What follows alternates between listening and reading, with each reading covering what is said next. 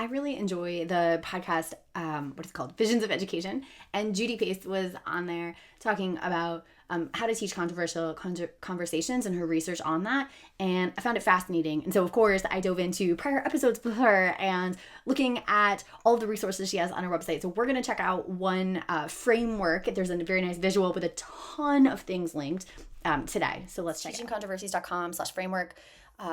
And so you have Judy Pace's framework for reflective practice here. So this is the graphic. There's books that she has written. There are podcast episodes she's on. But basically you see cultivate a supportive environment, prepare thoroughly, think through your teacher stance, communicate proactively. I think this is really important, particularly with family members, as well as administrators, family members, just to get and students, obviously, but to get ahead of it and say, hey, here's what we're doing. Please come to me with questions in advance.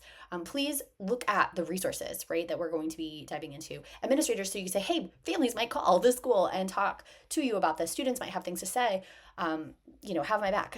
Select authentic issues, choose resources and pedagogies, guide discussion, and address emotions. I mean, so much of this is what we've talked about on this channel already, in the podcast, in much of the work I've authored. And so it feels super aligned. What I love about it is that there's a blurb here for each one of those components, as well as a ton of resources. So I just want to name that there are many, many things here for you to check out. I won't go through all of them, but know that it is here. Know this framework is helpful.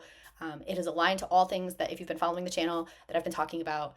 And of course, she has more literature and books to Judy Pace for this resource, for this beautiful collection of work. We'll link to this in the description. We'll also link to the episode where I first heard her on the Visions of Education podcast. So you can take a listen. And we'll also link to our Culture of Challenge and Discussion playlist, which goes for this month's set of episodes on the podcast, as well as this YouTube channel, for a beautiful playlist of tons of resources for you.